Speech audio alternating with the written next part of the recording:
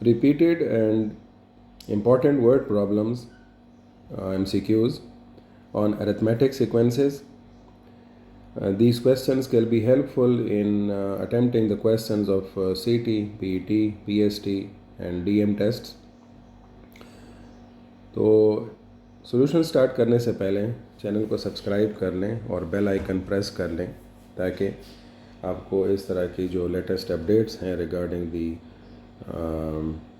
Rapid preparation of ईटा test वो आपको ऑन टाइम मिलती रहें।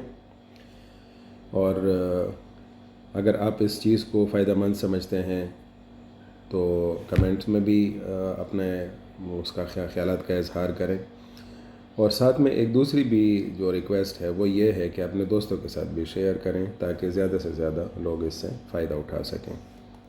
Okay, so starting with the first question, हमारे पास यहाँ पर फर्स्ट क्वेश्चन है that find the general term an for the sequence 2, 5, 8, 11। ठीक है, सो ऑप्शंस आपके पास यहाँ पर अवेलेबल हैं, 4 ऑप्शंस अवेलेबल हैं। अब जाहिर है इनके लिए जो सबसे ज़रूरी चीज़ है ना वो क्या होनी चाहिए है कि आपको पहले तो डिफरेंस का पता होना चाहिए है।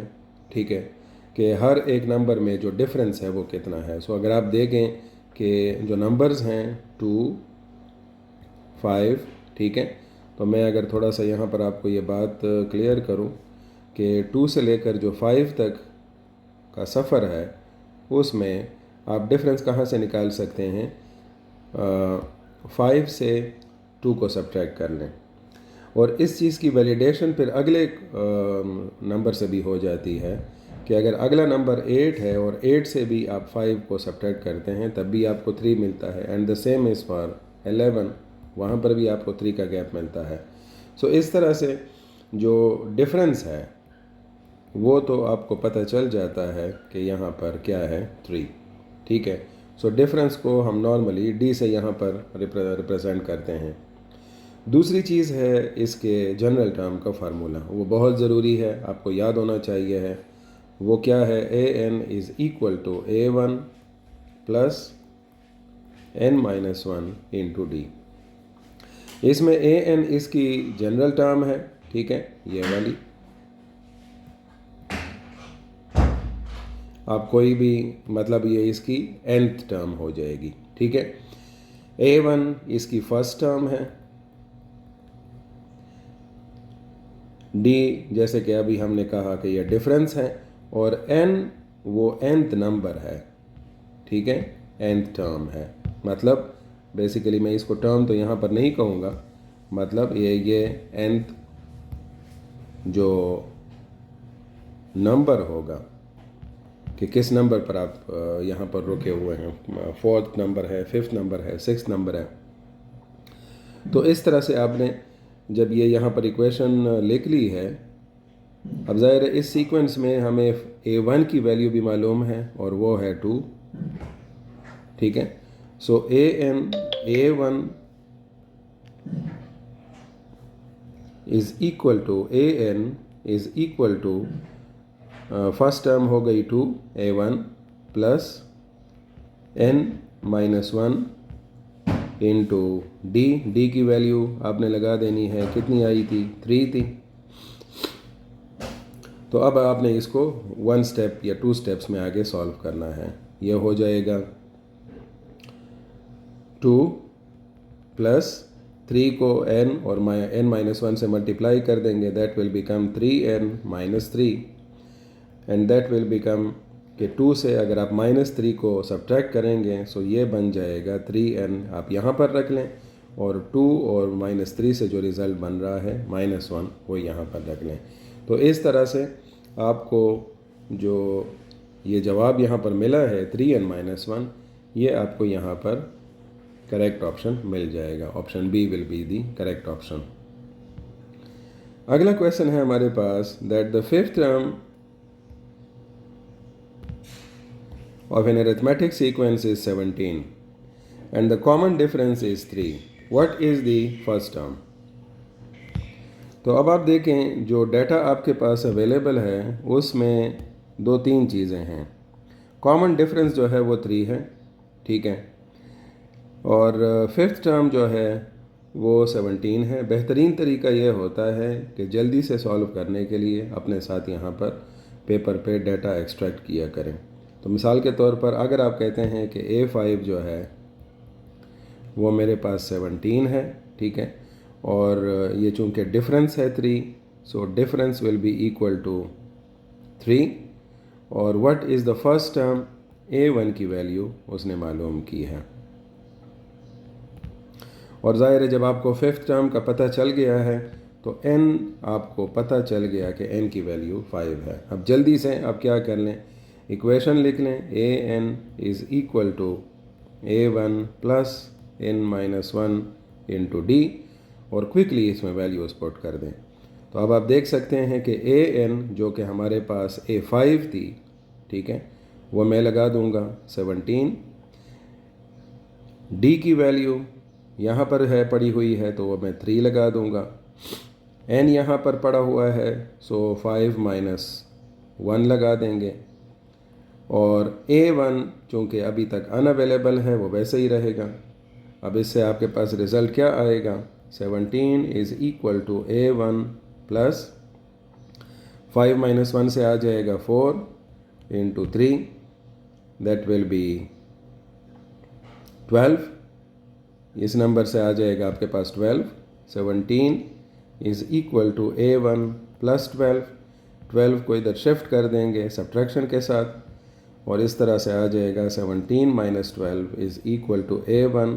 जवाब आपके पास आ जाएगा 5, ठीक है। सो इस तरह से करेक्ट ऑप्शन आपके पास आ गया, पहला वाला 5 वाला। तो सिंपल सा क्वेश्चन है, लेकिन ये जो दूसरा क्वेश्चन था इसका पैटर्न पहले क्वेश्चन से डिफरेंट था, और इसलिए मैंने ये डिफरेंट क्वेश्चंस पिक किए हैं ताकि आपको हर तरह से अरिथमेटिक सीक्वेंस का जो अटैम्प्ट है उसमें आसानी फील हो। नेक्स्ट क्वेश्चन हमारे पास है, find the common difference in the sequence 9, 4, -1 and -6। अब इसमें आपको डायरेक्टली इक्वेशन लगाने की ज़रूरत नहीं है। आप क्या कर सकते हैं, नंबर्स पिक कर लें। जैसे कि मिसाल के तौर पर मैं आपको ये तरीका बता देता हूँ कि डिफरेंस अगर आपने मालूम करना है तो कोई भी हायर ऑर्डर का नंबर लगाएं। जैसे कि मिसाल के तौर पर ये जो नंबर मेरे पास पड़ा हुआ है, ये 1 पे पड़ा हुआ है, ये 2 पे पड़ा हुआ है, ये 3 पे पड़ा हुआ है, ये 4 पे पड़ा हुआ है। तो मैं मिसाल के तौर पर क्या करता हूँ, n2 माइनस n1 करता हूँ, और इसी तरह फर्दर वैलिडेशन के लिए n4 माइनस n3 भी करता हूँ। तो आप इसमें देख लें कि n2 माइनस n1 जब मैं फाइनलाइज करूँगा तो n2 क्या है, 4 है, और -9 हो जाएगा। और इसी तरह से n4 जो है वो क्या है, -6 है, और n3 है -1। तो इससे आपके पास रिज़ल्ट क्या आएगा, -5। इसी तरह से -6, ये दोनों जो नेगेटिव्स हैं ये पॉजिटिव हो जाएंगे, +1 आ जाएगा, ठीक है। और इस तरह से इससे भी रिज़ल्ट आ जाएगा -5। तो अब यहाँ पर इस क्वेश्चन में जब आप कॉमन डिफरेंस कर रहे थे तो वो आपके पास यहाँ पर -5 इसका करेक्ट आंसर आ जाएगा।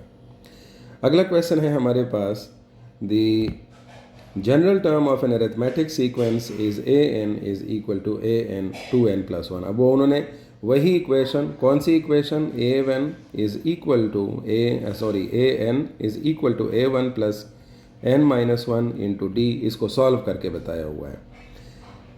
n का ऑर्डर यहाँ पर उन्होंने बताया हुआ है कि n है, ठीक है, लेकिन उन्होंने n का नहीं पूछा, उन्होंने nth टर्म का पूछा हुआ है, ठीक है। So in other words they are asking about a10। So अगर आपके पास जनरल टर्म है an is equal to a1 plus n-1 into d, और उसका फॉर्मेट यहाँ पर आपको यहाँ अवेलेबल है। सो मैं लिख लेता हूँ an is equal to 2n + 5। अब आपने क्या यूज़ करना है, n की वैल्यू है 10, और अगर मैं n की वैल्यू यहाँ पर 10 लगा दूँ इंजेक्ट कर दें n की value, so 2 into 10 plus 5, that will be 2 10s are 20 plus 5, ये आ जाएगा 25। ठीक है, ठीक हो गया। तो आप इसको आराम से करेक्ट कर सकते हैं। क्वेश्चंस की प्रैक्टिस आप इस तरह भी कर सकते हैं कि क्वेश्चन देखें और फिर उसके बाद आप पहले आप खुद से सॉल्व करें और फिर मेरे वाले तरीक़ों को भी देख लें। If it tallies so that's good. 25 आपके पास आंसर आ गया। फाइनल क्वेश्चन जो है उसमें आप ये भी कर सकते हैं कि अब आपको थोड़ा सा प्रैक्टिस हो गई होगी, तो अब आप इसको पॉज करके पहले इसको सॉल्व कर लें और फिर उसके बाद जो है मेरी सोल्यूशन देखें। क्वेश्चन की स्टेटमेंट है that the first term of an arithmetic sequence is 3, the common difference is -2, what is the 8th term. So मैं यहाँ पर आपको डेटा एक्सट्रैक्ट करके दे देता हूँ। अरिथमेटिक सीक्वेंस क्या होना चाहिए है, अरिथमेटिक सीक्वेंस का फर्स्ट टर्म जो है वो ये है a1 is equal to 3। Difference जो कॉमन डिफरेंस टर्म है वो -2 है और 8th टर्म उन्होंने मांगी है। ठीक है, सो जनरल इक्वेशन जो आपके पास है an is equal to a1 plus n-1 into d. You just put the values here. ज़ाहिर है 8th टर्म है तो n की वैल्यू आपको कंफर्म हो गई है कि ये 8 है। So a8 is equal to a1 plus 8-1 और d की वैल्यू है -2। सो a8 हमने मालूम करना है। ठीक है, a1 की वैल्यू है 3, यहाँ पर मैं 3 लगा दूंगा। 8-1 से आपके पास रिजल्ट आ गया 7, ये -2 है। सो इस तरह से आ जाएगा 3, 7 2s are 14 but with negative sign, और आपके पास इसका जवाब आ जाएगा 3 - 14 से -11। सो आई होप सो जो हमारे पास पॉसिबल वैल्यूज़ थी, मतलब मैकेनिज़्म थे, वो हमें यहाँ पर पता चल चुके होंगे। ठीक है, प्रैक्टिस आपकी हो चुकी होगी। इसी तरह से बाकी क्वेश्चंस भी आप देखें कि यहाँ पर -11 हमारे पास जवाब आया है और ये -11 यहाँ पर अवेलेबल है ऑप्शंस में। सो मैंने इसी वजह से ये क्वेश्चंस यहाँ पर पिक किए थे कि ये क्वेश्चंस जो हैं बार बार रिपीट हो रहे हैं और जिन कैंडिडेट्स को इनकी समझ नहीं आती वो इन पर प्रैक्टिस करके आराम से अपने आप का जो ये प्रॉब्लम है उसको सॉल्व कर सकते हैं। वीडियो अपने फ्रेंड्स के साथ भी शेयर करें और कमेंट सेक्शन में अगर आपको किसी ऐसे टॉपिक में प्रॉब्लम हो रही है तो आप मेंशन करें categorically. I will make videos on that ताकि आप लोगों का जो इशू है वो रिजॉल्व हो सकें। Thank you.